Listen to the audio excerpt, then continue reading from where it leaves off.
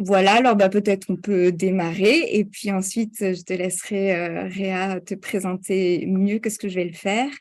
Donc Réa Roch est professeure de psychologie à l'université de Saint-Boniface au Canada. Donc elle a eu son doctorat en psychologie au Québec à l'université de Laval. Et son domaine de recherche, c'est vraiment la psychologie des changements climatiques. Et donc, elle s'intéresse plus particulièrement à ces impacts de la crise climatique sur la santé mentale. Elle collabore avec des éducateurs afin de développer des approches pédagogiques qui permettent d'enseigner au sujet des changements climatiques, tout en équipant les élèves pour réguler les émotions difficiles qui peuvent émerger en salle de classe. Voilà, alors on a discuté avec Réa des contextes qui peuvent être différents au Canada et en France. Donc, il faut, je pense, tenir compte de parfois ces différences culturelles, mais je pense qu'elles ne peuvent que nous enrichir les uns les autres. Et donc, nous avons vraiment hâte de découvrir tout ça avec toi, Réa. Je te donne la parole si pour toi c'est bon. Je vais te laisser le partage d'écran pour ton diaporama. Super. Merci beaucoup, Oran, pour cette présentation. Est-ce que vous m'entendez bien? Très bien. Oui, super. OK. Si jamais il y a quelque chose de technique qui se passe, laissez-moi savoir.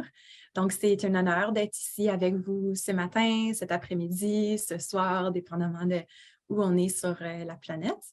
Donc, je vais juste aller chercher mon partage d'écran et ensuite, on pourra commencer. Donc, peut-être un petit pouce levé si on voit la présentation. C'est bon, OK, merci beaucoup.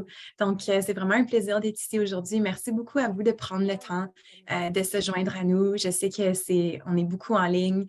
C'est en fin de journée pour la plupart d'entre vous. Donc, l'énergie est peut-être un petit peu plus basse, que je comprends tout à fait. Donc, bref, merci beaucoup d'être ici, de prendre le temps de réfléchir et de discuter là-dessus aujourd'hui. Si jamais vous sentez une chute d'énergie et là, on commence à déconnecter un peu, s'il vous plaît, n'hésitez pas de lever la main, faire signe dans le chat, quelque chose. On a prévu des petites activités plus interactives, des groupes de discussion, etc. Donc, on peut toujours intercaler des discussions. S'il vous plaît, sentez-vous bien à l'aise d'intervenir. Et sinon, pour ce qui est des questions, commentaires, j'aime bien l'utilisation du chat. J'avoue que faire plusieurs choses en même temps, ce n'est pas mon fort. Donc, je vais demander à Oran peut-être de m'interrompre si jamais il y a des questions qui émergent dans le chat. Sinon, ce que je pensais qu'on pouvait faire aujourd'hui, c'est simplement faire un bref contexte de c'est quoi l'éco-anxiété, quel est le contexte éducatif, et ensuite, le cœur vraiment de tout cet échange, ce serait les différentes stratégies qu'on peut utiliser comme éducateur, éducatrice pour rester sensible à cette réalité quand on est en contact avec nos jeunes ou moins jeunes, dépendamment à qui on enseigne. Donc, sans plus tarder, juste une petite présentation de qui je suis. Comme Oran l'a mentionné, ma passion, mon domaine, c'est la psychologie des changements climatiques et plus précisément tout ce qui est l'aspect santé mentale, donc les impacts sur la santé mentale et comment on peut rester engagé avec ce gros problème, même si ça peut être très accablant par moment. Mes expériences en contexte éducatif, pardon. Moi, j'enseigne davantage au niveau universitaire, donc j'enseigne aux étudiants d'âge adulte, entre 18 et 25 ans normalement, qui s'intéressent à la psychologie. Par contre, je travaille aussi avec les enseignantes et je fais quelques petites interventions auprès des élèves. Avec des collègues, on est en train de développer une petite intervention pilote qu'on pourrait amener dans les différentes écoles pour sensibiliser les gens à l'éco-anxiété. Donc, voici un petit peu mes expériences, mais je vais être vraiment curieuse et avoir hâte d'entendre parler de vous aussi, comment ça se passe dans votre contexte avec les jeunes avec lesquels vous interagissez. Donc, on aura l'occasion d'échanger. Donc, je vais juste passer brièvement sur le contexte parce que dans cette salle, on est tous et toutes bien convaincus, j'en suis certaine. À noter que ce sont des informations pour le contexte canadien au sens large, donc ça se peut qu'il y ait des différences avec la France, notamment, mais je suis certaine qu'il y a des choses qui se recoupent quand même. Mais de façon générale, qu'est-ce qu'on voit chez la population canadienne? C'est que la grande majorité accepte que les changements climatiques sont une réalité. Donc, on n'est plus dans cette espèce de collision, de déni, etc. La grande majorité des gens sont bien inquiets des impacts. Par contre, possèdent très peu de connaissances par rapport à la crise climatique et les crises qui sont intersectionnelles avec celle-ci. Et la majorité des Canadiens croient aussi que les écoles devraient en faire plus pour l'éducation relative à l'environnement. Donc, ce serait le rôle des écoles. Et ça, c'est une toute nouvelle statistique qui est vraiment intéressante. C'est que 50% des Canadiens pensent maintenant que les changements climatiques causent des problèmes de santé mentale, qui est vraiment intéressant parce qu'avant, les Canadiens ne voyaient pas nécessairement le lien entre les changements climatiques et la santé physique et ou mentale, mais on voit qu'il y a vraiment une grosse prise de conscience. Ça, ce sont des données de 2023, donc très récentes. Donc, on voit que les gens se réveillent. Ici, c'est un grand sondage qui a été fait auprès de la population canadienne en lien avec les perceptions de l'éducation sur l'environnement. Et j'aimerais attirer votre attention ici sur le fait que près de 60% des Canadiens disent que quand on enseigne au sujet des changements climatiques, on devrait enseigner au sujet de l'anxiété climatique et des impacts de santé mentale au sens large. Donc, qu'est-ce qu'on voit quand on regarde le contexte général? C'est que on s'entend pour dire qu'il y a un problème, ça a des impacts sur la santé mentale et on doit absolument les aborder en salle de classe. Le problème, c'est quand on regarde au contexte des élèves et des enseignants. Ici, quand je dis élèves en passant, on parle plutôt des gens qui ont entre, disons, 7 ans à 18 ans ici pour les statistiques. Donc, ce qu'on voit chez les élèves, c'est que la grande majorité sont très inquiets pour l'avenir de la planète, veulent en savoir plus, mais la grande majorité n'en entendent pas parler à l'école. Et c'est une toute nouvelle statistique ici qui est bien inquiétante aussi. 13% des jeunes rapportent que les émotions qu'ils vivent par rapport à l'environnement et la crise climatique ont un impact négatif sur leur vie quotidienne. On va voir quels sont les exemples d'impact qui sont mentionnés. Mais ici, c'est juste pour mettre en perspective que ce n'est pas juste des inquiétudes comme ça, on s'inquiète de façon générale, c'est que ça commence vraiment à avoir un impact au niveau de leur fonctionnement. Chez les enseignants, ce qu'on voit, c'est que la grande majorité, en fait, ne vont pas enseigner au sujet des changements climatiques ou l'environnement au sens large et que de façon bien inquiétante, les gens qui vont le faire, principalement, vont enseigner entre 1 heure et 10 heures par année seulement. Donc, on voit qu'il y a un grand écart entre ce qui est demandé par les élèves et les Canadiens et ce que les enseignants peuvent fournir. Le but ici, ce n'est pas de mettre le doigt et le blâme sur les enseignants du tout, du tout, du tout. C'est de comprendre quelles sont les barrières à cet enseignement. Et ce qu'on voit, c'est que la plupart des enseignants disent qu'ils n'ont pas de compétences ou des connaissances suffisantes. Donc, on ne comprend pas nécessairement c'est quoi la crise climatique, comment la décortiquer. Ça, on le voit bien dans les données chez les Canadiens qui ont très peu de connaissances à ce sujet. Et les enseignants ont besoin de formation et de soutien. Justement, ça a été discuté dans notre groupe de discussion. On peut avoir de très bonnes intentions et se dire, OK, j'enseigne au sujet de l'environnement, c'est important. Et on y va et paf, on se retrouve avec des élèves qui peuvent faire des crises de panique ou des crises de larmes, ou etc. en apprenant à ce sujet. Et là, on se rend compte, OK, peut-être que c'est trop compliqué, peut-être que je ne suis pas équipée pour le faire. Et là, souvent, ce que les enseignants vont faire, c'est simplement remettre ça en arrière et puis ce ne sera pas une priorité. Donc, c'est beaucoup ce que j'entends chez les enseignants du terrain ici. Dans vos expériences, en fait, ou peut-être avant de continuer, Oran, peut-être veux-tu préciser un peu le contexte français, voir si ça se recoupe un peu? Oui, merci Réa. Justement, je crois que Philippe, est-ce que tu veux dire quelque chose? Je vois que Philippe a Oui, mis... je te donne la oui. parole et je compléterai si besoin. Merci Philippe Cousinier. Donc, je représente des animateurs nationaux. Nous sommes une dizaine, dont on s'appelle Réseau Thème. Voilà, moi je suis agronome, hein, je m'intéresse à l'éco-anxiété depuis très longtemps. Parce que pour moi, c'est important de faire le lien en fait avec notamment l'agroécologie, mais surtout les urgences, hein. Et pas seulement le climat, toutes les urgences en fait qui nous affectent et qui affectent surtout les jeunes. Alors, je vous ai mis un lien sur un sondage mondial que vous devez connaître, hein, certainement, il est de 2021. Bon, il est quand même assez révélateur de ce qui se passe chez les jeunes au niveau mondial. Alors, c'est très partagé, c'est-à-dire que c'est tous les continents qui sont concernés, ce n'est pas que la France. Donc, si on fait la synthèse, en France, on est à 74%. Je n'ai pas tous les pays sous les yeux, mais le Royaume-Uni, 72%. Par contre, le Brésil, 86% d'éco-anxieux. alors qu'on pourrait penser le contraire. Donc, vous voyez que c'est vraiment une situation globale, quoi. Voilà. Merci. Effectivement, il y a eu plusieurs données chiffrées là sur les co-anxiétés. Il y avait au niveau mondial, c'est The Lancet qui avait mené en 2021 aussi dans 10 pays. Je pense que c'est en lien peut-être avec les chiffres que tu viens de nous donner, Philippe, mais Oui, c'est ça. c'était sur 10 000 jeunes de 16 à 25 ans et plus de 50% d'entre eux affirment se sentir tristes, anxieux et en colère face à la crise climatique et plus de 45% ont déclaré que leurs sentiments à ce sujet affectent négativement leur vie quotidienne. Donc voilà, c'est pas des chiffres très réjouissants. Et puis j'avais trouvé d'autres chiffres, sur d'autres enquêtes, mais qui rejoignent concernant les enjeux écologiques. Diriez-vous que vous êtes optimiste ou pessimiste pour l'avenir de la planète? Et donc il y avait 52% pessimistes. Alors on peut imaginer que ce côté pessimiste peut amener à de l'éco-anxiété, voilà.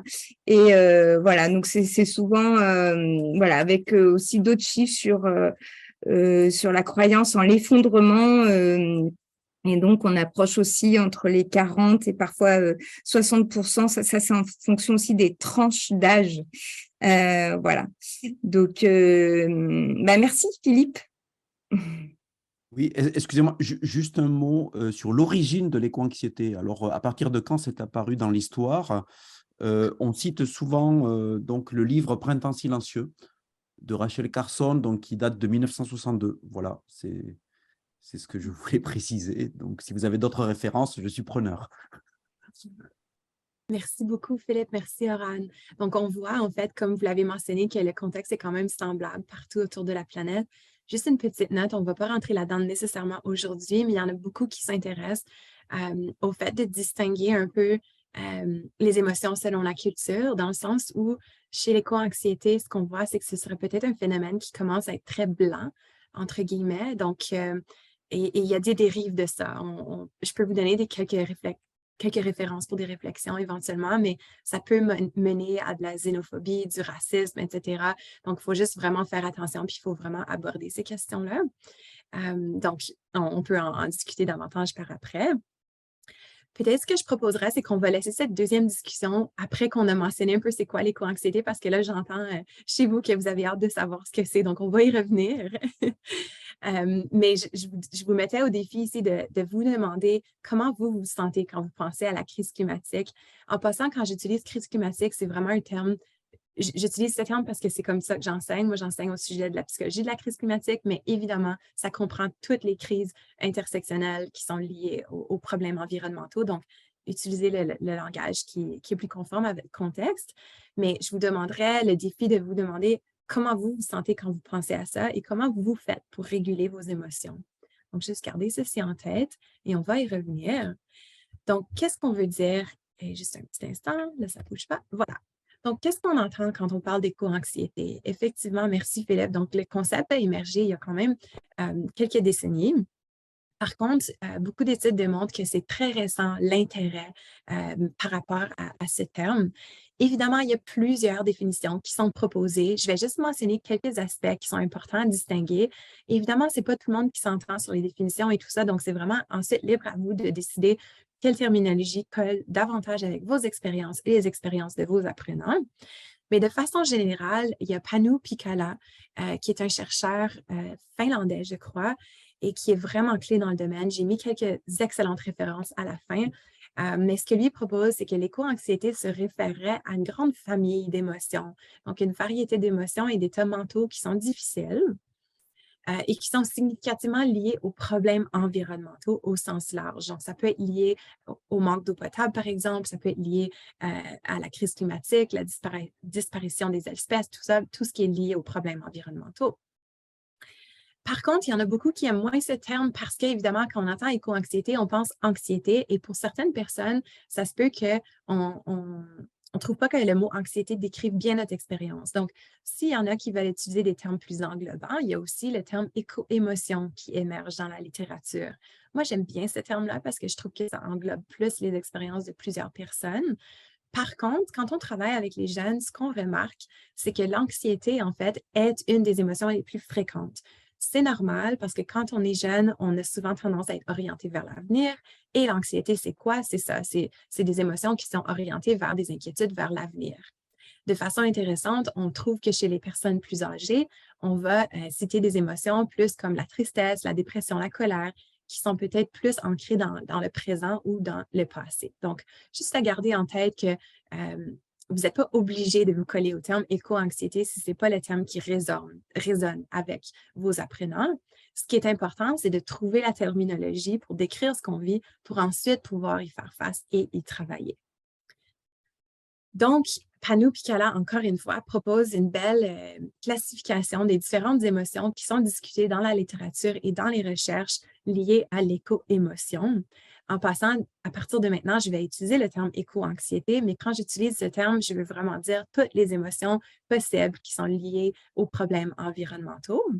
Donc, ce qu'on voit dans la taxonomie qu'il propose, c'est qu'on a plusieurs émotions qu'on peut dire étant plus négatives ou difficiles, mais qu'il y a aussi des émotions positives qui émergent dans la littérature. Donc, les gens vont parler de surprise, tristesse, anxiété, dépression, culpabilité, de sentiments de menace, indignation, dégoût, colère, jalousie, hostilité. Donc, on voit que les émotions difficiles prennent plus de place, mais qu'il y a quand même quelques émotions positives qui émergent, soit la curiosité, l'optimisme, la gratitude, les sentiments d'appartenance, etc. Donc, ce sont vraiment cette panoplie d'émotions qu'on va garder en tête quand on va parler des stratégies qu'on peut utiliser pour s'y adapter. Quelques mots quant à la complexité de l'éco-anxiété, et je suis certaine que vous avez tous et toutes vécu ceci en abordant les thématiques environnementales. Mais ce qui est si compliqué avec l'éco-anxiété, c'est que c'est une émotion qui est tout à fait normale, qui est adaptative et qui est rationnelle. Donc, souvent en psychologie, quand quand les patients consultent pour des raisons d'anxiété, on va essayer de travailler avec les personnes pour rationaliser leur anxiété, rationaliser leur peur, voir que finalement la situation n'est pas aussi pire qu'on la voit, etc. Le problème avec les changements climatiques, c'est que oui, la situation est si pire qu'on l'aperçoit. Donc, les techniques de thérapie classiques qu'on utilise en psychologie ne vont peut-être pas faire la job pour s'intéresser à l'éco-anxiété. Donc, c'est là où les psychologues ont dû réfléchir davantage à comment recevoir cette anxiété-là. Et l'autre problème, c'est que aussitôt qu'on prend connaissance de la crise climatique, juste d'en parler, de lire un article en ligne, je suis certaine que ça vous arrive, on va vivre des émotions difficiles. Le problème, c'est que quand on vit des émotions difficiles, on peut être tenté de se tourner vers le déni parce que c'est juste trop, c'est accablant, etc. Et si on se tourne vers le déni, on n'a plus cette motivation d'agir et cette motivation d'être engagé. Donc, ce qu'on voit beaucoup en psychologie, c'est cette relation curvilinéaire entre l'anxiété et l'engagement. Qu'est-ce que je veux dire par curvilinéaire? Je ne sais pas si vous voyez mon curseur quand je le bouge ici, mais ce qu'on voit ici, c'est qu'il y aurait une relation où, oui, merci, OK, super. Donc, ce qu'on voit ici, c'est qu'il y aurait une relation où lorsque notre anxiété est trop faible ou trop élevée, on aurait un même engagement faible, en fait, pour la cause. Et cette relation est vraie pour plusieurs variables en psychologie, notamment la relation entre le rendement scolaire et l'anxiété, etc. Et ce qu'on voudrait, c'est vraiment une dose modérée d'anxiété qui nous mènerait à un engagement plus élevé. Donc, notre but ici avec nos apprenants, c'est de les mener à cette anxiété modérée, si on veut, mais en les équipant à faire face à cette anxiété. Comme ça, ils ne vont pas se tourner vers le déni et comme ça, ils peuvent rester engagés avec la crise climatique. C'est un peu pareil pour nous aussi, hein? Ça se peut que des fois, il y a des moments dans votre vie où c'est trop. Quand vous pensez à la crise climatique, si on travaille là-dedans, on peut virer un peu fou. Et quand on se sent comme ça, c'est plus facile d'aller vers le déni. Mais quand on est dans le déni, on n'est pas engagé. Donc, c'est un peu ça qui est compliqué avec l'enseignement au sujet de l'environnement, c'est qu'il faut apprendre à reconnaître qu'on va vivre cette émotion difficile, c'est pas agréable, mais qu'on doit absolument apprendre à la gérer, la réguler, vivre avec cette émotion. Comme ça, on peut avancer. Moi, je suis convaincue que si plus de personnes avaient ces compétences de régulation d'émotions, on pourrait avancer davantage. Le nombre de conversations que j'ai dans ma vie avec des gens de tous les jours qui me disent ah, je ne sais pas comment tu travailles là-dedans, c'est bien trop stressant, moi, je préfère pas y penser. Bon, ben si on est tous comme ça, évidemment qu'on n'est pas en train d'agir. Donc, si on est capable de réguler ses émotions, on peut être engagé, on peut avancer. Il y a une chercheuse canadienne que j'aime beaucoup, elle s'appelle Ellen Kelsey. Et elle, ce qu'elle dit, c'est que notre problème, ce n'est pas la crise climatique. Notre problème, c'est notre façon de vivre en lien avec ces émotions-là. Notre problème, c'est qu'on n'est pas capable de gérer nos émotions en lien avec la crise et c'est ça qui fait qu'on n'est pas capable d'agir. Mais aussitôt qu'on tourne cette clé-là, qu'on trouve cette solution-là, on va être correct. Donc ça, je trouve ça vraiment beau de voir que, en fait, ce n'est pas le problème objectif, c'est notre réaction face à ce problème qu'il faut travailler et ça, on le contrôle. Donc, je trouve ça intéressant. Ici, juste un petit mot par rapport au continuum de sévérité de ces émotions. Donc, quand on parle avec les jeunes, ce qu'on voit, c'est qu'il y a beaucoup plus d'éco-anxiété comparé aux personnes un peu plus âgées. Et ça a été mentionné dans notre salle de discussion, mais de façon générale, dans le monde, il y a vraiment une pandémie d'anxiété aussi chez les jeunes. Et puis, l'anxiété du climat vient juste s'ajouter comme une autre couche à tout ça. Donc, qu'est-ce que ça peut avoir comme impact concrètement? Quel impact est-ce qu'on a sur nos apprenants quand on va aborder ces thématiques difficiles? C'est qu'il y a beaucoup de jeunes qui vont vivre des fortes intensités d'émotions et ça va avoir un impact sur leur quotidien. Donc, ici, il y a quelques citations qui viennent de mes recherches, mais on a une jeune qui mentionne, bon, habituellement, quand on fait un plan, c'est parce qu'on a un avenir, mais si tout ce qui nous entoure s'écroule, ben à quoi bon? Donc, on voit un peu le désespoir, l'anxiété face à l'avenir. Il y en a d'autres qui vont mentionner des choses comme « je pleure tous les soirs dans mon lit » à ce sujet. Donc, on voit qu'il y a des impacts sur leur fonctionnement quotidien. Les jeunes disent que ça affecte leur sommeil, leur concentration à l'école, leurs activités quotidiennes, leur capacité à trouver de la joie dans leur hobby, par exemple.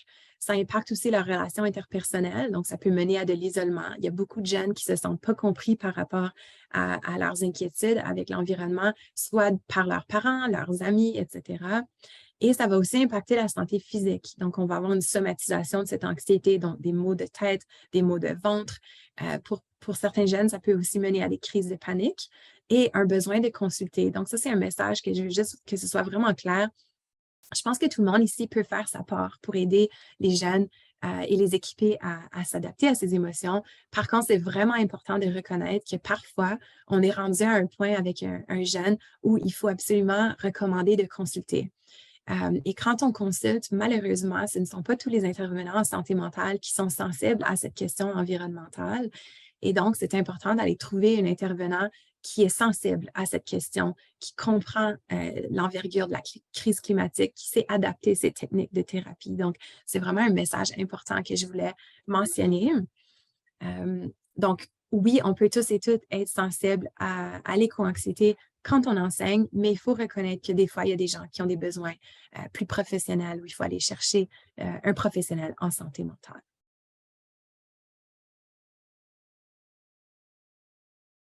Donc, bienvenue tout le monde. Je ne sais pas si c'était peut-être une première fois que vous aviez pris le temps de réfléchir et d'échanger avec des gens, surtout des étrangers, par rapport à vos émotions. J'aimerais peut-être entendre encore une fois parler d'au moins 2 personnes. Qu'est-ce qui a été discuté dans votre salle? Comment ça s'est déroulé? Donc, encore une fois, désactivez votre micro, la parole est à vous. Moi, je veux bien. On a beaucoup parlé de sentiments d'impuissance, d'anxiété, mais aussi beaucoup de colère et de sentiments d'injustice par rapport à la non prise en compte de la dimension politique du truc et du fait qu'on laisse quelques ultra-riches aggraver les choses sans rien faire. Il y a cette dimension qui est ressortie. Et quant au fait de qu'est-ce qu'on fait pour aller mieux, il y a la méditation qui est sortie, il y a les sorties en nature et le jardinage, le fait de produire sa nourriture. Et puis aussi le sport. Voilà. Super, merci beaucoup Nathalie. On va voir que ces aspects-là sont effectivement mentionnés dans les stratégies, donc vous êtes déjà sur une bonne piste. Merci. Est-ce qu'il y a une autre personne qui voudrait prendre la parole?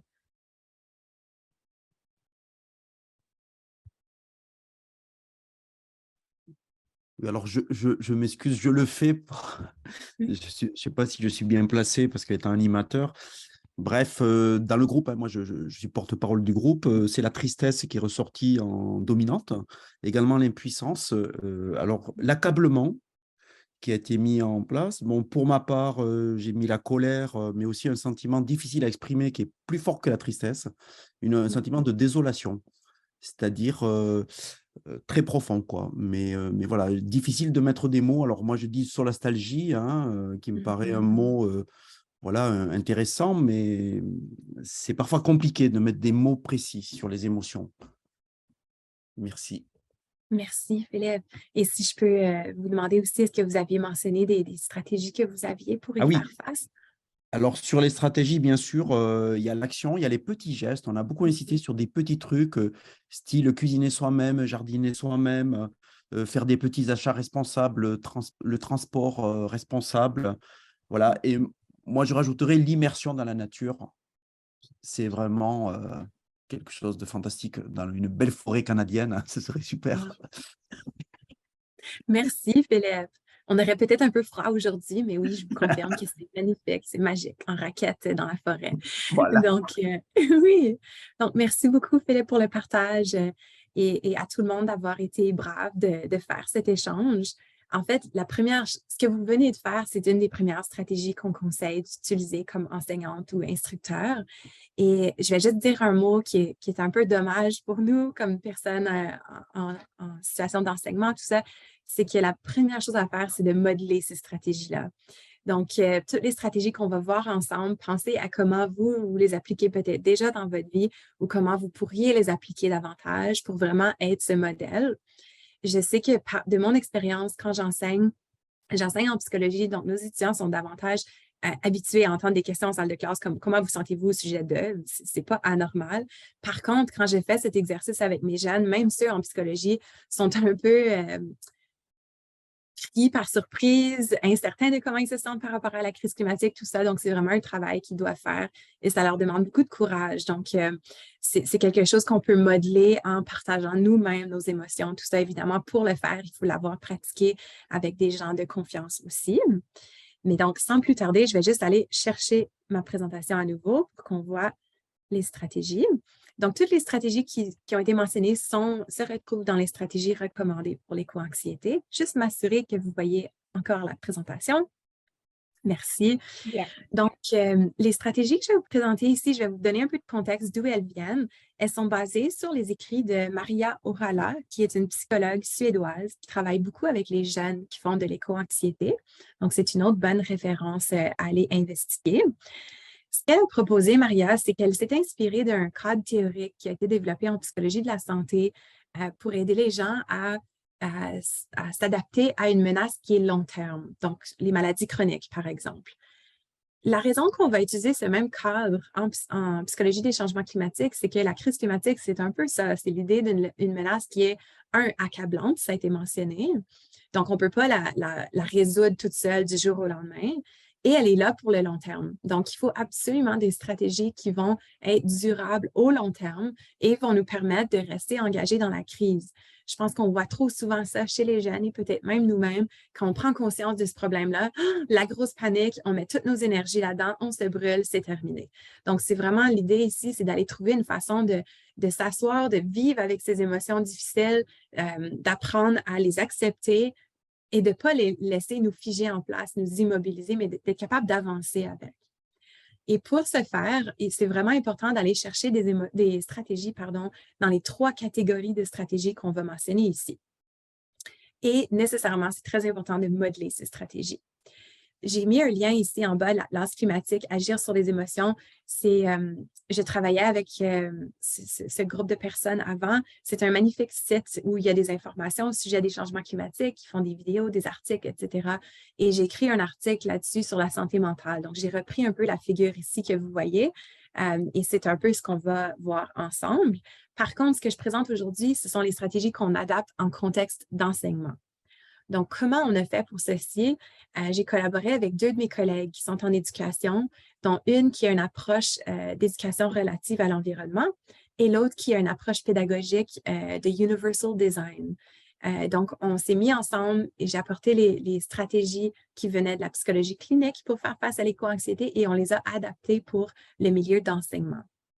Donc, allons voir. La première catégorie de stratégie, et ici, c'est vraiment intense, il y a beaucoup de paroles, beaucoup de mots, mais je voulais mettre beaucoup d'informations comme ça, vous les avez à l'avenir.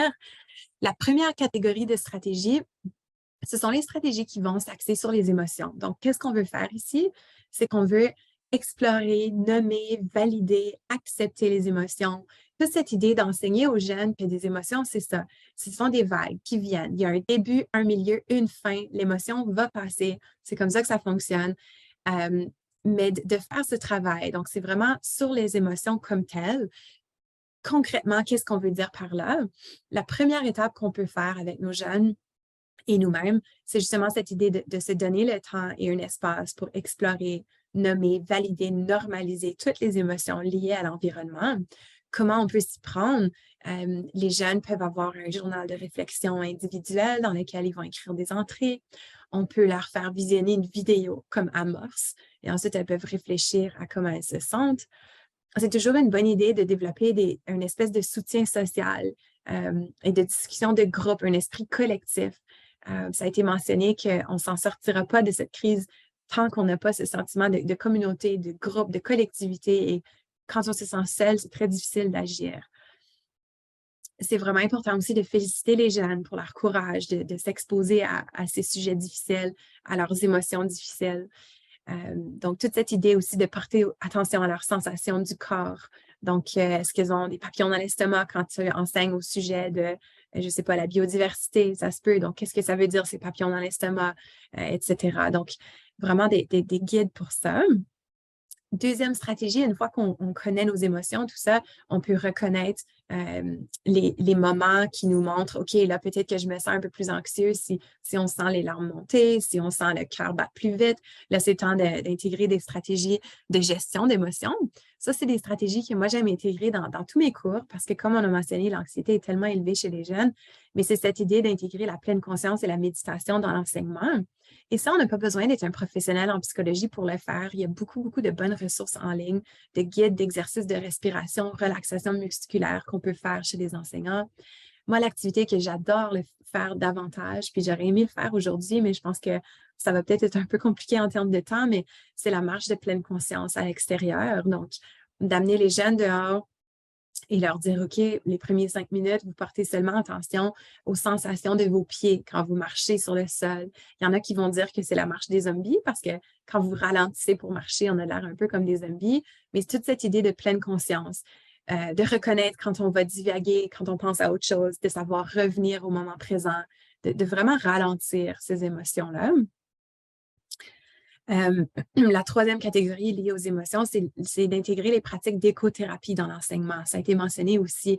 Donc, toute cette idée, il y a beaucoup de psychologues qui disent qu'un des grands problèmes, une des grandes causes de la crise climatique, c'est le fait qu'on a cette déconnexion avec notre environnement. On passe presque tout notre temps à l'intérieur. On n'a plus cette identité en lien avec l'endroit où on a vécu, où on a grandi, l'environnement qui nous entoure, les arbres, les insectes, tout ça. Donc, ce serait une idée d'aller aider et soutenir nos élèves pour qu'ils développent cette relation et qu'on puisse ensuite retirer des bienfaits. Il y a beaucoup, beaucoup d'études en psychologie qui démontrent les bienfaits de passer du temps dehors. Ça va rehausser la créativité, réduire le stress, augmenter la concentration, etc. Donc, si vous pouvez enseigner dehors, faire votre leçon dehors, aller dehors, ça n'a pas besoin d'être au sujet de l'environnement que vous enseignez, mais juste d'être dehors. Ça a beaucoup de bienfaits. On peut faire des activités dehors, cette marche des 5 sens. Il y a un exercice que j'aime beaucoup faire avec mes jeunes, c'est la personnification de la nature. C'est toute cette idée que si seulement on peut se sentir plus proche de la nature, on peut réaliser que beaucoup de nos choix dans notre société individualiste, si on veut, ne vont pas prendre en considération le bien-être de la faune, des arbres, des animaux, etc. Donc, si on personnifie, on a de l'air un peu fou quand on sort, mais on sort et on regarde l'arbre, puis on se demande, OK, qu'est-ce qui sent l'arbre? Il y avait un exemple d'un jeune qui a vu un arbre à côté d'un poteau de téléphone en bois, puis il s'est dit, ouh, je me demande si l'arbre trouve ça stressant d'être à côté d'un poteau de téléphone qui a été transformé. Peut-être que cet arbre a peur ensuite de vivre cette même transformation des humains, etc. Donc, on voit que ça éveille un peu cette conscience chez les jeunes. Et enfin, la quatrième catégorie, c'est encourager les habitudes de vie saine, le self-care, entre guillemets. Je trouve que cette société capitaliste aussi, cette obsession avec la productivité, tout ça, ça vient beaucoup, beaucoup stresser les jeunes. Donc, ce que j'essaie de faire comme ambiance dans ma salle de classe, c'est cette idée de ralentir, de prendre le temps, d'apprendre à se connaître, de partager des choses qui nous donnent de la joie J'invite les jeunes à partager une chose qui leur donne la joie à d'autres collègues, comme ça on peut découvrir d'autres choses et de prendre le temps pour des activités qui apportent cette joie, ce bonheur. Avec les jeunes, ça peut être lié à l'alimentation aussi.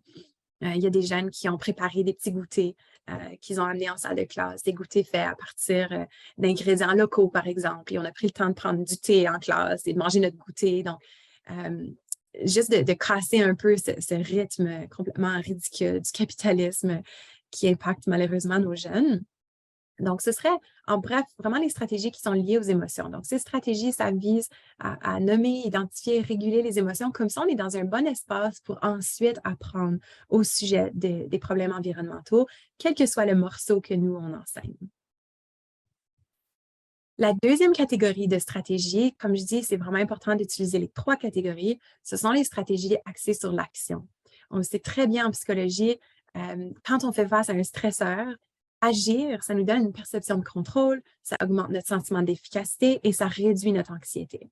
J'ai mis un gros point d'exclamation rouge avec la première stratégie parce que quand ça vient à la crise climatique, il faut faire très attention parce que ça peut rapidement déborder dans le désespoir, dans le « je fais tout ce que je peux, je suis brûlée et il n'y a encore pas d'impact visible que je vois, etc. » Donc, on ne veut pas amener les jeunes là, évidemment. Mais la première chose qu'on peut faire, c'est d'offrir de l'information au sujet des changements climatiques. Le gros point d'exclamation, c'est là parce que ce qu'on se rend compte avec les jeunes, c'est que oui, il y a un besoin d'information, mais il faut rapidement pivoter et enchaîner avec des actions. Il faut faire attention à son cadre quand on présente les informations, etc. Et comme enseignant, ce que je vois beaucoup, c'est qu'on vit ces émotions difficiles, compliquées, on n'a pas le temps de faire sens de tout ça. Et là, on veut absolument sensibiliser les jeunes, on sent que c'est notre devoir. Et là, paf, on ouvre cette grosse boîte noire. Et tout d'un coup, qu'est-ce qu'on a? On a plein d'élèves en situation de désespoir qui ne savent pas trop comment s'y prendre pour faire face à tout ça. Donc, c'est pour ça que je dis que la première étape, c'est tellement important de gérer ses propres émotions parce que nous aussi, on a besoin d'un espace pour en parler et vivre ces émotions difficiles. On ne peut pas le vivre en salle de classe avec les jeunes pour avoir un impact inverse. Moi, ça m'est arrivé aussi, donc je vois qu'il faut le reconnaître. Comment on peut enseigner au sujet des changements climatiques? Bien sûr, il faut adapter à l'âge des élèves. Donc, par exemple, plus les élèves sont jeunes, évidemment, moins complexe l'information a besoin d'être. Ce qui est très important, c'est qu'on voit chez les adolescents et les plus vieux adultes, c'est très important d'être réaliste dans notre approche. Avec les jeunes, on veut présenter les choses comme étant un peu plus positives, plus optimistes, donc de montrer à quel point il y a beaucoup de gens qui travaillent là-dessus, il y a des solutions qui existent, bien sûr. Par contre, ce qu'on voit avec les ados, c'est que ça peut avoir un peu un effet boomerang si on a juste ce cadrage. Parce que les ados, ils le savent que la situation est grave, que c'est compliqué et que ce n'est pas vrai que tout le monde fait ce qu'il faut pour résoudre la crise climatique. Donc, il faut absolument avoir cette approche réaliste. Donc, reconnaître que oui, c'est un gros problème, qu'il y a beaucoup de solutions qui doivent encore être mises en place, tout ça. On parle beaucoup de l'approche Kalinours. Je ne sais pas si c'était populaire en France aussi, les Kalinours. OK, c'était juste une émission pour enfants où ce que tout Bisounours. Bisounours, c'est nous. C'est drôle quand il y a des différences, même en français au Canada. Puis, OK, donc les bisounours. Donc, oui, on ne veut pas avoir cette approche bisounours avec les jeunes, les plus âgés parce qu'ils savent bien que ce n'est pas tout rose.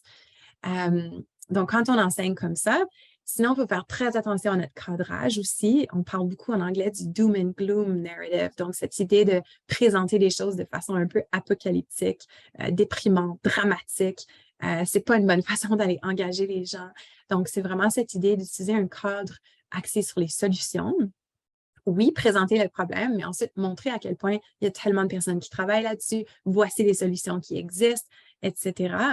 Ellen Kelsey, que je mentionnais, travaille beaucoup là-dessus. Ce qu'elle mentionne, c'est qu'on a l'impression que c'est plus dramatique que ce ne l'est, les changements climatiques, parce que les médias sont tellement biaisés envers le problème. Donc, souvent, on va reporter au sujet d'un problème, mais là, on ne va pas discuter des solutions.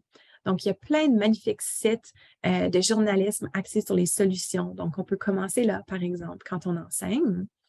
Ça marche très bien avec les jeunes.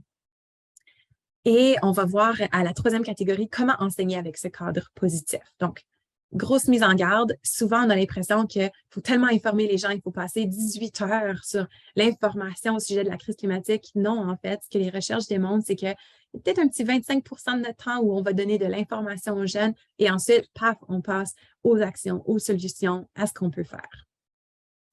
Donc, comment on peut passer à ces solutions, tout ça? La première étape, c'est de décomposer le problème et d'identifier des solutions concrètes.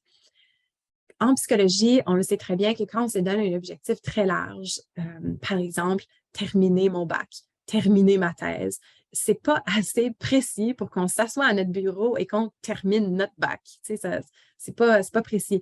Donc, un bon objectif, c'est de dire, par exemple, je vais lire tel article et prendre des notes sur tel article. Ça, c'est réaliste. Ça, si on s'assoit devant notre ordi, on va le faire. Donc, c'est un peu le même principe avec la crise climatique. C'est de le décomposer. OK, quelles sont les parties de ce problème-là et qu'est-ce qu'on peut faire concrètement? J'ai mis à la fin des ressources des bons sites canadiens qui vont décomposer le problème en actions que les jeunes peuvent prendre. Parce que souvent, le problème, c'est qu'on va dire, OK, qu'est-ce qu'on a besoin? Des énergies renouvelables. Oui, mais qu'est-ce qu'un jeune de 5 ans va pouvoir faire avec les énergies renouvelables?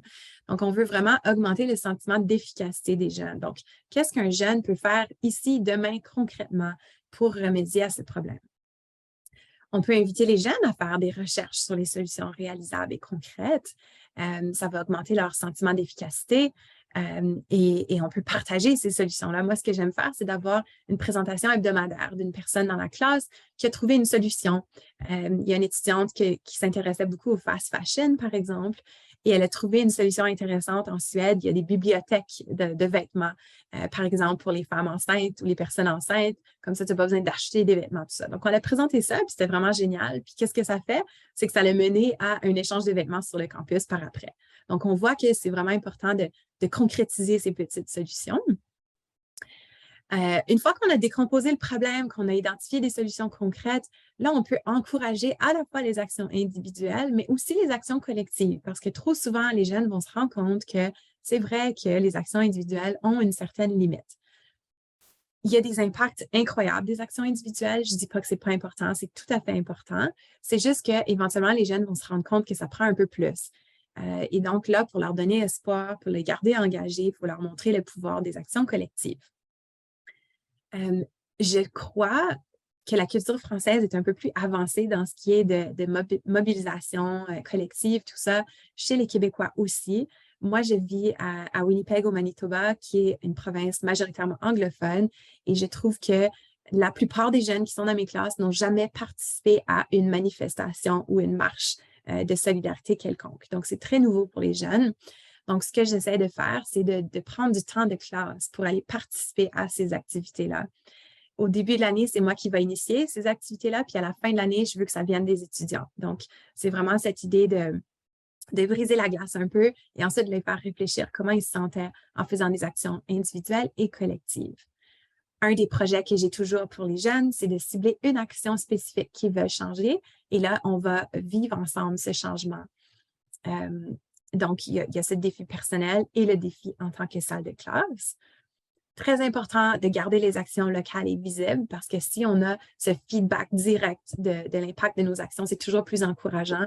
Comme je mentionne, cette idée de l'échange de vêtements, on a vu concrètement tous les sacs de vêtements qui sont venus à l'université. Il y a beaucoup de jeunes qui sont inscrits à des banques alimentaires, des banques de vêtements, tout ça. Donc, on a vu concrètement à quel point les vêtements ont pu circuler. On a pu sensibiliser les gens au sujet de la fast fashion. Les gens ne le savaient pas. Donc, on voit qu'il y a des répercussions visibles. Puis ça, c'est très encourageant. Par contre, c'est vraiment important de reconnaître ses limites aussi. Donc, c'est pas vrai qu'on peut tout changer le monde tout seul. Donc, il faut vraiment savoir quand on approche sa limite. Il faut savoir combien de temps et d'énergie on peut mettre là-dedans. Et c'est pour ça que j'aime intégrer ces activités dans mes cours et donner des points aux jeunes pour ça, parce que ça respecte un peu leur temps. Les jeunes ont tellement de demandes. Ils travaillent, ils sont à l'école, il y a juste tellement de choses qui se passent que si ce n'est pas intégré dans la salle de classe, c'est juste quelque chose de plus qu'on ajoute sur leur assiette. Donc, un peu cette idée de reconnaître ses limites. On va y revenir dans la troisième catégorie. La dernière stratégie axée sur l'action que j'adore, c'est vraiment d'encourager les élèves à avoir des conversations au sujet du climat. Il y a beaucoup de gens en psychologie, et moi, je suis d'accord là-dessus aussi, qui pensent que jusqu'à ce que ce soit normal de parler du climat, ça va être très difficile d'engendrer une mobilisation de grande envergure. Qu'est-ce que je veux dire par ça? C'est que les normes sociales doivent changer. Donc, pour que ça change, il faut parler de ce sujet. En ce moment, au Canada, les données les plus récentes montrent que c'est seulement 20% des Canadiens qui vont discuter des changements climatiques et tout sujet connexe avec leurs proches. Donc, qu'est-ce qui arrive? C'est qu'on a l'impression que c'est peut-être pas un sujet d'importance, on ne sait pas trop comment s'y prendre. Et quand on ne sait pas trop ce qui se passe, qu'est-ce qu'on fait? On a tendance à regarder son voisin, regarder les gens autour de nous. Ah, les autres n'enseignent pas au sujet des changements climatiques. Mais ça ne doit pas être si grave, j'ai peut-être pas besoin de le faire, j'ai pas besoin d'innover, tout ça. Donc, ce serait l'idée de vraiment rendre ça normal, de parler des changements climatiques, d'en enseigner dans ses cours, de parler de ça avec nos jeunes, nos familles. Par contre, ce qu'on remarque quand on encourage les élèves à avoir ces conversations-là, c'est que ce sont des conversations qui sont difficiles à avoir. Donc, c'est pour ça qu'en tant qu'enseignant, on peut accompagner les jeunes à se pratiquer en salle de classe. Il y a beaucoup d'excellents guides de conversation pour les jeunes qui existent. J'ai mis des liens aussi à la fin de la présentation. Moi, j'ai un travail aussi dans chacun de mes cours où les jeunes vont prendre connaissance de ces guides, ils vont se pratiquer et ensuite, ils vont avoir cette conversation avec une personne, un proche. Ils vont réfléchir à comment ça s'est passé. Parce que souvent, ce qui va arriver quand on commence à avoir ces conversations-là, c'est qu'on a tellement d'émotions qui sont embouteillées. C'est comme une casserole qui est prête à déborder, que quand on commence ces conversations-là, on déborde sur l'autre personne, puis ça ne donne pas le goût à l'autre personne de s'engager et de penser à ça. Eux aussi, ils ont des émotions, ils vont se sentir un peu anxiogènes par rapport à tout ça. Donc, c'est vraiment important de préparer ces conversations-là. Comme ça, les jeunes se sentent prêts à recevoir, à écouter l'autre personne aussi. Donc, ce sont un peu les stratégies axées sur l'action. Je vais présenter la dernière catégorie de stratégies, puis ensuite, j'aimerais ça qu'on discute ensemble. Cette catégorie, il faut dire que c'est la catégorie la plus importante, honnêtement, mais c'est la catégorie la plus difficile. Pourquoi je dis importante? C'est que sans cette catégorie-là, on ne peut pas rester engagé de façon durable. On va devenir complètement dépassé par nos émotions et c'est ça, ce ne sera juste pas durable. Par contre, c'est la catégorie la plus difficile parce que ce ne sont pas des stratégies qui nous viennent implicitement, si on veut dire, intuitivement plutôt. Donc, il faut vraiment travailler activement à faire ces stratégies-là. Elles sont aussi difficiles pour nous à faire. Donc, c'est pour ça que c'est un peu difficile, mais c'est important de les modeler. Donc, qu'est-ce qu'on veut dire par stratégie axée sur la signification? C'est toute cette idée que la crise climatique, c'est compliqué, c'est accablant, mais c'est là pour rester. Donc, il faut absolument trouver un sens alternatif, trouver un sens positif, trouver ce que ça veut dire pour nous de s'engager là-dedans pour rester engagé à long terme. Qu'est-ce que ça peut avoir l'air? J'ai décliné en 4 stratégies concrètes. Premièrement, on va aider et guider les élèves à trouver un sens positif dans cette crise et à cultiver des émotions positives. Au début, ça peut être surprenant, hein? Que c'est ça, on va aller trouver une expérience positive qui sort de là. C'est que l'être humain est motivé par des émotions positives. Si on est motivé par notre anxiété, notre frustration, notre colère, notre déception, c'est une bonne chose, sauf que ce n'est pas soutenable à long terme. On va se décourager, on va se brûler.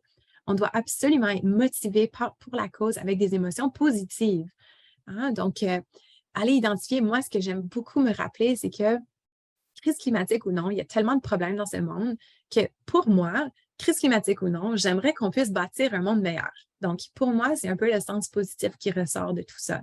Pour d'autres jeunes, c'est qu'ils vont trouver un sens de communauté. Donc, souvent, c'est ce qui émerge dans mes salles de classe, c'est qu'à la fin de la session, les jeunes se sentent tellement soutenus, ils ont fait plein de belles expériences ensemble et ils se sentaient beaucoup seuls avant. Il y a beaucoup cette expérience de solitude chez les jeunes ici. Je ne sais pas si c'est peut-être un peu pareil dans vos contextes. C'est probablement lié à tout ce qui est de la technologie, les médias sociaux, tout ça, mais donc de pouvoir développer ces belles relations avec leurs collègues et parler de choses profondes avec eux, ils vont se sentir vraiment connectés. J'aime bien aussi intégrer la pratique de gratitude dans ma salle de classe, donc de donner du temps aux jeunes. Ça, c'est un exercice de pleine conscience, d'identifier 3 choses pour lesquelles ils sont reconnaissants et de les partager avec un voisin. Juste pour prendre le temps de reconnaître qu'il y a du bon dans ce monde et qu'on a tendance à être beaucoup axé sur le négatif. Donc, ce sont des exemples. On peut varier l'émotion à chaque semaine. Ça peut être des choses qui nous apportent de la joie, ça peut être des choses qui nous apportent un sentiment de soutien social, etc. Enfin, la deuxième stratégie, c'est d'offrir un espace aux élèves pour réimaginer et rêver l'avenir. Puis ça, je vous mets au défi, vous aussi, en tant qu'enseignant, on devrait tous et toutes avoir cette vision au bout des doigts, qu'on peut la raconter aux élèves pour leur permettre de rêver, d'imaginer. C'est quoi cette histoire? Encore une fois, c'est cette idée que si notre objectif n'est pas concret et précis, c'est vraiment difficile d'être motivé à y travailler à long terme. Donc, si je dis que je travaille pour un monde meilleur, c'est pas assez précis. Qu'est-ce que j'ai envie? Ça va être difficile d'embarquer les gens aussi à travailler pour ce monde meilleur, abstrait, si on ne sait pas trop de quoi ça a l'air. Donc, il faut nous-mêmes aussi prendre le temps d'imaginer. Puis, ce que j'aime donner comme conseil, c'est d'imaginer de façon concrète, avec tous nos sens. Donc, qu'est-ce que vous voyez dans ce monde? Qu'est-ce que vous pouvez toucher quand vous sortez de chez vous dans ce monde? Qu'est-ce que vous sentez? Qu'est-ce que vous entendez dans l'environnement, etc. Puis toute personne va avoir une différente vision, mais ce qui est important, c'est qu'on puisse la partager. On peut la construire ensemble. Donc, juste des exemples de choses qui sont dans ma vision du monde. J'aimerais donc ça que tous les boulevards de ville soient des forêts d'arbres fruitiers, par exemple. Pourquoi est-ce que on ne pourrait pas juste prendre une pêche en allant à l'école, par exemple? Pourquoi est-ce que c'est pas comme ça? Tu sais, c'est ça que moi, je voudrais voir. Je voudrais voir des jardins communautaires dans tous les quartiers pour que tout le monde puisse marcher maximum 10 minutes et avoir accès à un jardin communautaire. C'est ce que je veux voir. Donc, il y a plein de choses concrètes comme ça qu'on peut s'imaginer. Moi, je vais jusqu'à dire que je veux voir une semaine de 4 jours. Comme ça, les gens peuvent ralentir, peuvent respirer, peuvent passer du temps en famille. J'aimerais ça qu'il n'y ait pas de clôture. Je ne sais pas comment sont faites les maisons où vous êtes, mais ici, on est obsédé avec des clôtures qui enferment notre maison. Donc, je ne vois même pas mon voisin. Alors que s'il n'y avait pas de clôture, s'il y a des enfants qui jouent dans la cour de mon voisin, mes enfants peuvent aller jouer avec. On connaît nos voisins, on échange, on discute, on a ce sens de communauté. Donc, vous voyez, ça, c'est juste des petits éléments que moi, j'aimerais, que je rêve. Mais il faut que chaque personne ici soit capable de détailler cette vision, de la partager aux jeunes et que les jeunes puissent ensuite arriver à cette vision. Et ensuite, ce qu'on peut faire, c'est de faire un projet d'art, par exemple, en salle de classe pour visualiser cette vision, la partager à la communauté, donner le goût aux gens de rêver, encourager les jeunes à la partager à leurs parents aussi. Donc ça, c'est toujours le fun, mais c'est très difficile. Le troisième exemple qu'on peut faire, c'est de rechercher activement des exemples positifs de personnes et d'initiatives qui existent déjà pour vraiment cultiver l'espoir. Donc, si on a cet espoir, cet optimisme, c'est plus facile d'être engagé à long terme. Donc, j'aime bien avoir une personne qui va faire une petite présentation hebdomadaire sur une personne ou une initiative locale qu'ils ont trouvée. Et puis, ce que les gens se rendent compte, c'est qu'il y a tellement de choses qui se passent et les chiffres le démontrent. Il y a tellement de personnes qui sont engagées en lien avec l'environnement. Regardons autour de nous ici aujourd'hui. C'est juste qu'on ne le montre pas. Donc, on a souvent l'impression d'être seul, mais en fait, il y a des millions de personnes autour de la planète qui travaillent là-dessus. Et ça me donne espoir à chaque fois. Les jeunes aiment beaucoup aussi faire des portraits de jeunes activistes, souvent Greta qui va émerger. Si on y pense, c'est complètement fascinant ce qui est arrivé, hein, assise devant le Parlement. Jamais on n'aurait pu prédire qu'une vague autant nombreuse de jeunes serait sortie dans la rue. Donc, on voit ici que nos petites actions peuvent avoir des grands impacts. Puis c'est ça que j'aime que les jeunes réalisent aussi. La dernière stratégie, puis celle-ci est vraiment importante, c'est de guider les élèves à apprendre à connaître et développer leur récit personnel lié au climat et ensuite de le partager. Qu'est-ce que je veux dire par là? On en a parlé un petit peu. La crise climatique, c'est tellement un gros problème, c'est accablant, il y a tellement de choses à travailler. Moi, je le vois plus comme un casse-tête. Et chaque personne ici possède un morceau pour ce casse-tête, pour résoudre cette crise. Et ce qui est important pour rester engagé à long terme, c'est d'identifier son petit morceau concret. Ce n'est pas réaliste de penser qu'on peut adresser chaque chose. Une personne ne peut pas adresser la biodiversité, les énergies renouvelables, etc. Ce n'est pas réaliste. Donc, ce que j'aime faire, c'est demander aux étudiants de penser à leurs forces, leurs intérêts et leur motivation pour s'engager. Je donne un exemple. Dans mon cours, j'ai déjà parlé d'une étudiante, elle adore la mode, elle adore les vêtements, etc. Et elle a décidé, au début, elle essayait de s'impliquer dans le transport actif, dans ci, dans ça, elle s'est brûlée. Puis là, à la fin, elle a décidé, OK, tu sais quoi, mon morceau, c'est peut-être de sensibiliser les gens à l'impact des vêtements sur l'environnement et au fast fashion, de développer des pratiques hebdomadaires d'échange de vêtements dans la communauté, etc. voilà, c'est circonscrit, voici mon morceau, et de réévaluer souvent son morceau du casse-tête. Ça se peut que quand cette étudiante-là a un diplôme, elle a moins de cours, elle a un peu plus de temps, peut-être qu'elle veut ajouter un autre morceau à son récit, son cheminement. Mais c'est vraiment important de connaître ses limites, de connaître ses forces, ses intérêts pour pouvoir rester engagé. J'aime bien aussi faire des activités de storytelling en anglais, donc des espèces d'ateliers où on va développer notre récit. Donc, on va penser à un moment déclencheur qui nous a poussé à s'engager. On va penser à un défi auquel on a fait face à un moment donné, comment on a surmonté ce défi, et on va partager ce récit avec nos proches. Ce qui arrive quand on partage notre récit, c'est qu'on répond bien aux histoires. Hein? On a tendance à penser que si on donne des chiffres aux gens, ils vont changer d'idée, ils vont s'engager, ils vont être assez choqués, puis talala. C'est pas comme ça qu'on marche, en fait, en tant qu'être humain, même si on aime penser qu'on est bien rationnel et logique et qu'on répond à des chiffres. Vraiment, on est cherché, on va être plus motivé à changer basé sur les émotions qu'on vit, et puis on va vivre des émotions quand quelqu'un nous raconte une histoire. Hein? Donc, si je vous raconte une histoire, moi, ma prise de conscience, c'était quand j'étais en 5e année, j'avais à peu près 10 ans. Il y a quelqu'un qui est venu faire un atelier sur l'eau potable dans la salle de classe, et j'ai réalisé que tout était lié, et j'ai vraiment commencé à faire de l'anxiété par rapport à l'utilisation d'eau. L'enseignant, je me souviens, il avait des grosses lunettes, une grosse voix, il parlait fort, il arrivait dans la salle de classe comme ça. Je m'arrête ici parce que ce n'est pas le but, mais vous avez sûrement une image donc, de moi qui est dans une salle de classe à peu près 10 ans avec un enseignant aux grosses lunettes, etc. Vous voyez un peu ce que je raconte. Alors que si je vous avais donné un chiffre, ça aurait été peut-être parlant, mais peut-être moins engageant au niveau des émotions. Donc, c'est un peu cette idée d'utiliser le pouvoir des histoires pour encourager les gens à s'engager. Donc là, je crois que j'ai assez parlé. Donc, ce que j'aimerais faire, c'est peut-être juste ouvrir un peu à la salle, voir s'il y en a qui ont des questions, commentaires. Encore une fois, ici, je suis certaine que la plupart d'entre vous vous engagiez déjà dans beaucoup de ces stratégies. Mon but aujourd'hui, c'était de vous offrir un cadre, de circonscrire un peu l'information pour que ce soit plus clair, comment on peut s'y prendre, et à la limite, monitorer ce qu'on fait. Même moi, souvent, je reviens à cette liste et je me dis, OK, quelle pratique est-ce que je n'ai pas intégrée dans ma salle de classe depuis un bout de temps? Et là, je vais aller activement. Donc, c'est vraiment une question de pratiquer de façon active ces stratégies-là. Donc, c'est ça. Je me tais et j'ouvre à la salle. Oui, merci Réa. Juste, il y a une question que je te partage. Il y a eu beaucoup d'échanges sur le chat, mais une question sur y a-t-il un ordre à respecter dans la mise en place de ces stratégies sur les émotions, les actions et la signification? Excellente question. Je me la pose souvent. Ce que je dirais, c'est que ça va dépendre de votre public. Par expérience, quand on commence avec des gens qui ne sont pas trop sensibilisés par rapport à tout ça, souvent, c'est les émotions qui vont crier haut et fort. Les jeunes vont peut-être être complètement dépassés par leurs émotions. Donc, j'aime beaucoup commencer avec la catégorie d'émotions. Donc, ce que je fais, c'est que je vais présenter un morceau d'information sur les changements climatiques accompagné d'une stratégie santé mentale. Donc, souvent, je vais commencer avec la séance des changements climatiques. Souvent, c'est là que les jeunes veulent commencer. Et là, on va faire une marche de pleine conscience ensemble, par exemple.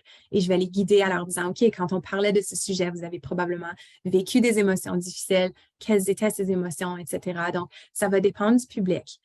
Alors que, par expérience, quand les jeunes sont pas mal plus sensibilisés et très actifs, je trouve que c'est presque mieux de commencer avec la 3e catégorie, donc axée sur la signification, parce que ces jeunes-là connaissent déjà au sujet du problème, ont déjà fait beaucoup d'actions individuelles, sont peut-être brûlés dans le passé, et ce serait ce morceau-là qui leur manquait. Donc, c'est une excellente question, puis je pense que ça va vraiment dépendre de nos élèves, de notre classe. Merci.